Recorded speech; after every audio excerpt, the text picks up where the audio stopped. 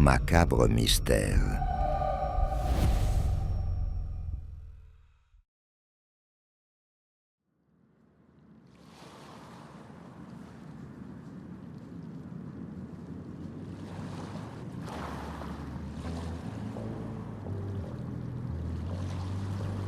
« 1er décembre 1948. Sur la plage de Somerton, près d'Adélaïde, le soleil se lève lentement sur un rivage paisible. Un homme, bien habillé, gît sur le sable, adossé contre la digue. Son costume est propre, ses chaussures parfaitement cirées. Il semble dormir, mais il est mort. Les promeneurs s'arrêtent, intrigués. L'homme n'a ni papier, ni portefeuille. Rien qui permette de dire qui il est, d'où il vient, ou pourquoi il s'est retrouvé là.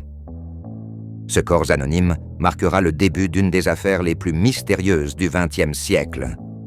Un mystère mêlant mort inexpliquée, code secret et possible espionnage. Un mystère que l'on appellera plus tard le cas du Somerton Man.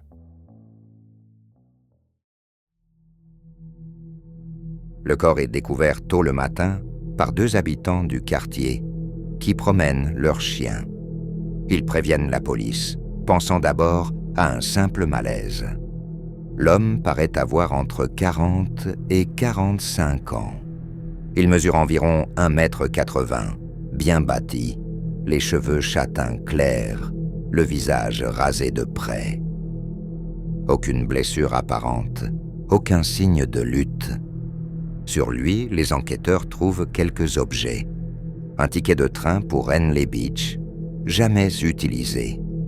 Un billet de bus pour Adélaïde, un paquet de chewing-gum, une boîte d'allumettes et un paquet de cigarettes. Mais les marques ne correspondent pas. Des cigarettes de luxe dans un paquet bon marché. Détail troublant. Toutes les étiquettes de ses vêtements ont été soigneusement découpées. Pas un seul nom. Pas un seul indice sur son identité. Ses empreintes digitales ne correspondent à aucun fichier. Son visage n'est reconnu par personne dans la région. Les enquêteurs baptisent rapidement l'affaire The Somerton Man, l'homme sans nom, sans passé et peut-être sans pays. L'autopsie révèle des anomalies inquiétantes. Le cœur est congestionné, le foie gonflé, les organes internes présentent des signes d'intoxication, mais aucun poison n'est détecté. Le légiste, John Burton Cleland, conclut que la mort est probablement due à un poison rare, indétectable, avec les méthodes de 1948. Il parle d'un empoisonnement par substance inconnue. L'homme semble avoir simplement cessé de respirer. Aucune trace de vomissement, aucune blessure, aucun signe de convulsion. Tout paraît trop propre, trop méthodique. Les journaux australiens s'emparent du sujet. On évoque un suicide, un assassinat, ou pire, une opération d'espionnage. Le corps est photographié, puis exposé publiquement dans les journaux. Malgré cela, personne ne vient le réclamer. Personne ne le reconnaît.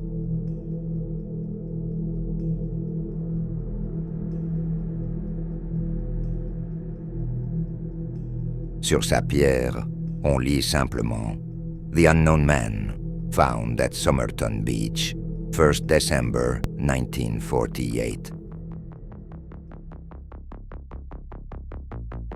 Quelques semaines plus tard, un détail change tout.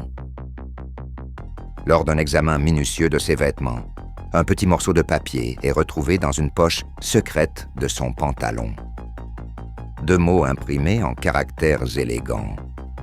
Tamam Shud. Une expression persane qui signifie « c'est fini ».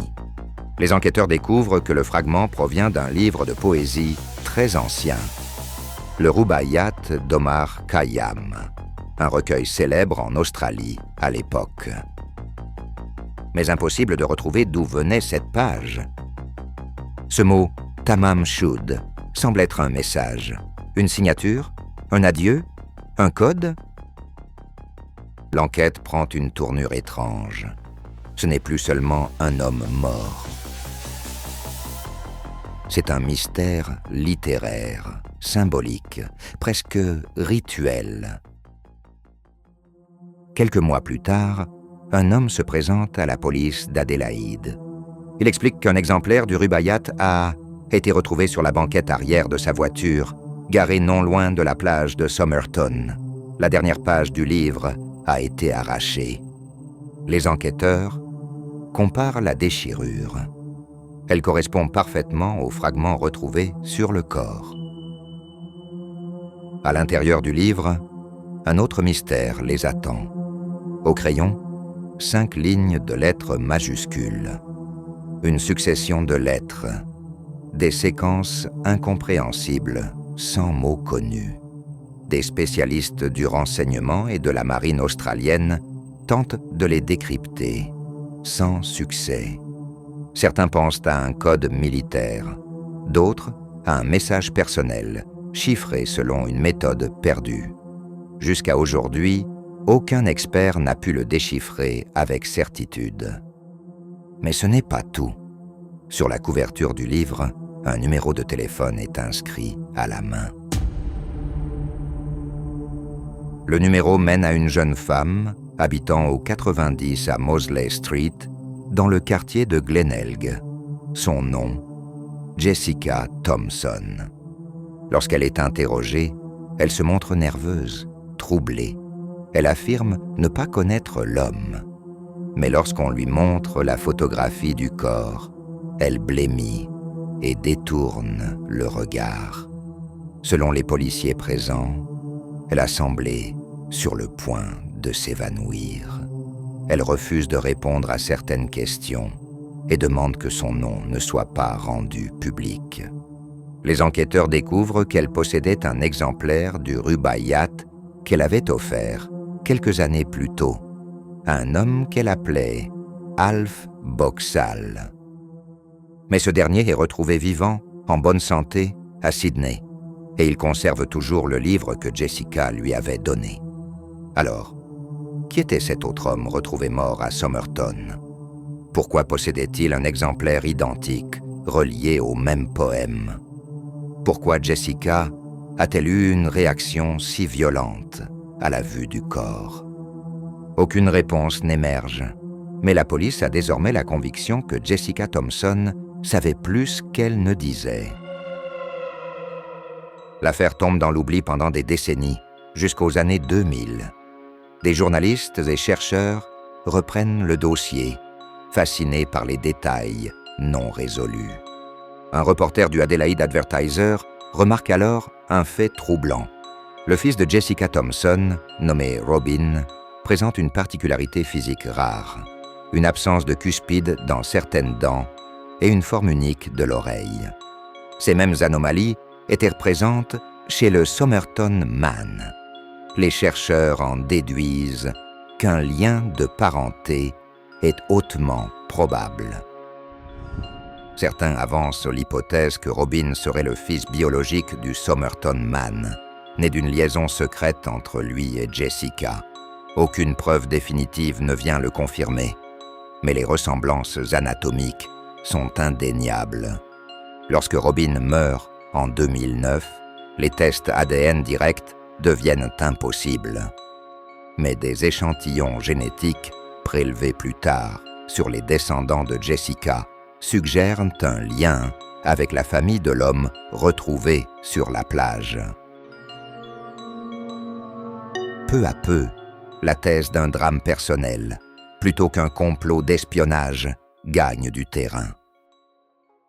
En 2022, plus de 70 ans après la découverte du corps, la science finit par donner un nom à l'homme inconnu. Grâce à la généalogie ADN, les chercheurs identifièrent le Somerton Man comme Carl Charles Webb, né en 1905 à Melbourne. Webb était ingénieur électricien et passionné de poésie. Il s'était séparé de sa femme peu avant sa disparition. Ses proches le décrivaient comme un homme calme, discret, mais en proie à des difficultés personnelles. Aucune trace ne permet d'établir pourquoi il s'est rendu à Adélaïde. Aucun lien officiel ne le rattache à des activités d'espionnage. Son voyage semble privé, peut-être motivé par un chagrin ou un échec personnel. Mais même avec un nom, les mystères demeurent. Pourquoi les étiquettes de ses vêtements ont-elles été retirées? Pourquoi le billet de train n'a-t-il pas été utilisé? Et surtout, que signifiait le message codé trouvé dans le Rubaiyat? Aujourd'hui encore, des chercheurs du monde entier tentent de résoudre le code inscrit dans le livre. Aucune méthode de cryptanalyse moderne n'a permis d'en percer la logique. Certains y voient un poème dissimulé, d'autres une suite de lettres initiales correspondant à des vers du Rubaiyat. D'autres encore pensent qu'il s'agissait d'un message personnel que seul son destinataire pouvait comprendre. Le mystère de Somerton Man est devenu un symbole, celui de l'énigme sans clé, une histoire où chaque réponse soulève une nouvelle question. Sur sa tombe, les fleurs continuent d'être déposées par des inconnus. Le vent d'Adélaïde souffle toujours sur la plage.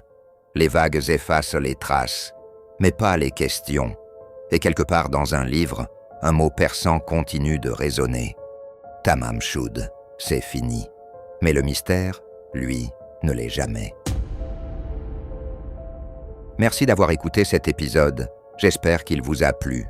N'oubliez pas de vous abonner, laisser un avis et un commentaire, cela aide beaucoup le podcast. Quant à moi, je vous dis à bientôt pour une nouvelle affaire dans Macabre Mystère.